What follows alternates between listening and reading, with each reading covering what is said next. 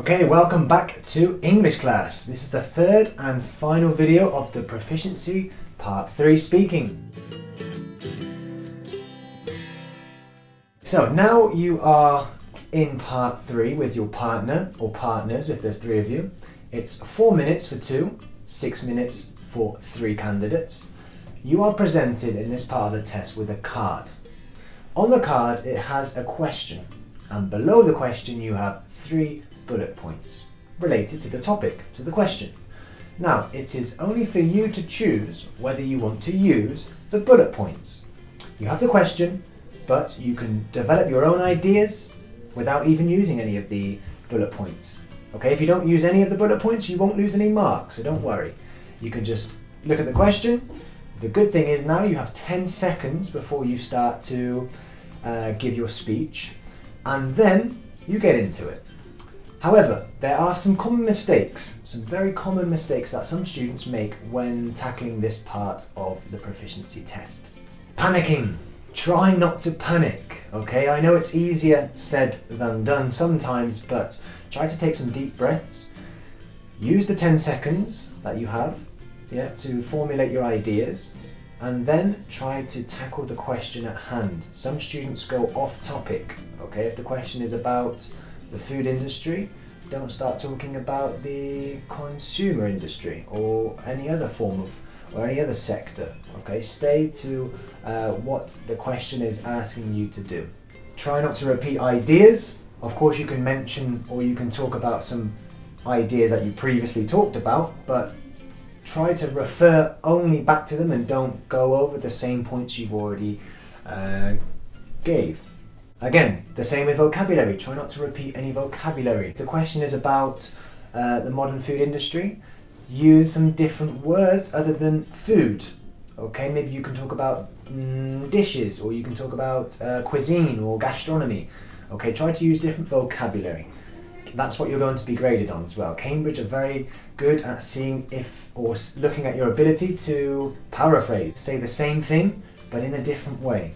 Some candidates like to fill the part of not speaking with fillers such as try to avoid that, okay? How do you do it? Well, don't do it at all. The examiners are going to be fine with you just taking a second or two to formulate your ideas, okay? It's much better to pause and then carry on with your discourse. And last of all is students not developing their ideas. If you have a point of view, develop it, okay? Don't just say a statement and then leave it there in the air. Justify your opinion. Develop your answer. How do we do well at this part? Well, I know it's cliche, but the best thing to do is practice. So that's what we're going to do now. Here's an example of a card that has been presented to a student before in an exam. The question here is, what are some common problems that people can encounter while travelling? Now, as you can see, I've not given you the 3 bullet points because I want you to take a second now and try to think of your own 3 bullet points, or your 3 points that could coincide with this topic question.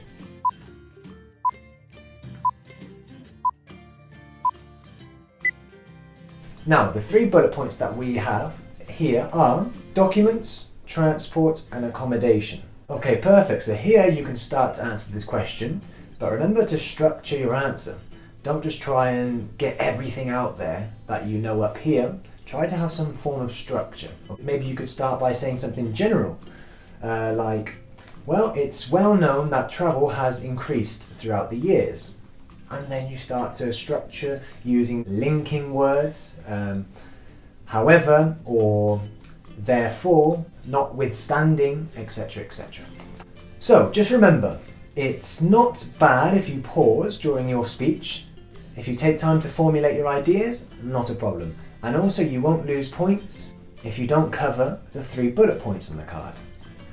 And also if the interlocutor interrupts you, not a problem. It means that you've spent or you've completed your 2 minutes of your discourse, your speech, and now we're moving on. So now here is when the other candidate should have been paying attention, because he or she will now receive a question based on your topic. And maybe it will be something like, what are your thoughts on travel these days? And then he or she would give his or her opinion. Now, that doesn't mean you have to switch off. No, you have to listen to him or her, because the examiner will then ask you what you think about his or her point of view. And then the process repeats itself.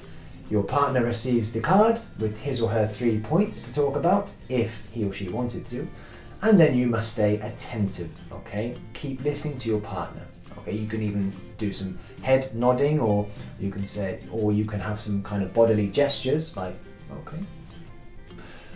So, after you have done this, the roles have changed, you've both been presented with your card. This is where we now move on to the discussion part.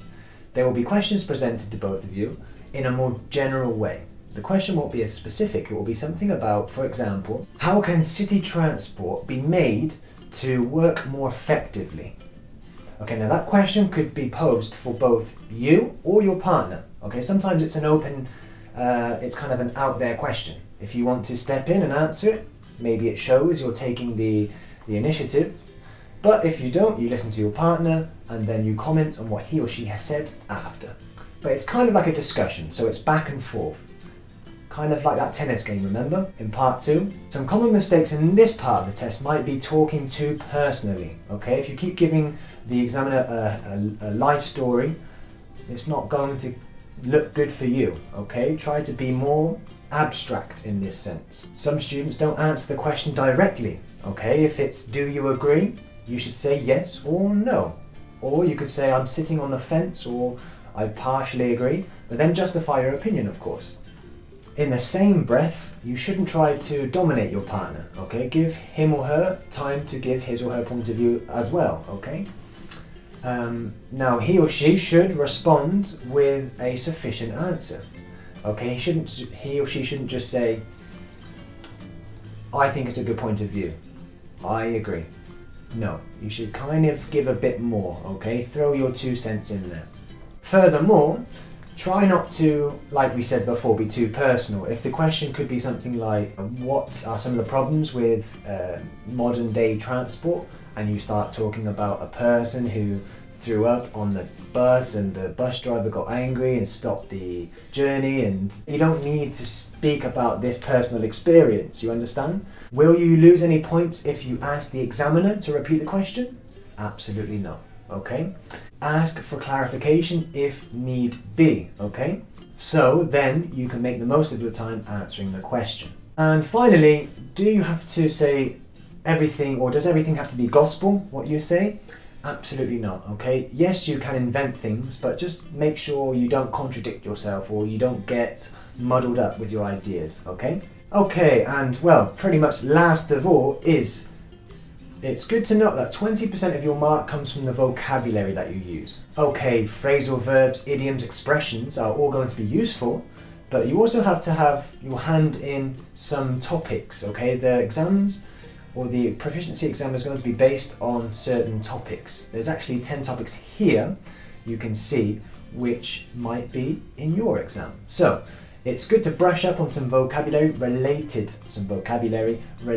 to these topics, okay? So try to avoid saying adjectives such as good or bad or important or nice, okay? You're better than that. So guys, this has been part 3 of the Proficiency Speaking in Cambridge. I hope you liked the video. If you did, leave a like, subscribe to the channel English Class, and there'll be more content on this channel in the future. So, I hope you have a nice day. Goodbye for now. Also, if you have any questions about the exam, any further questions, don't hesitate to leave a comment in the comment section below for any doubts or queries, and I will look to get back to you as soon as possible.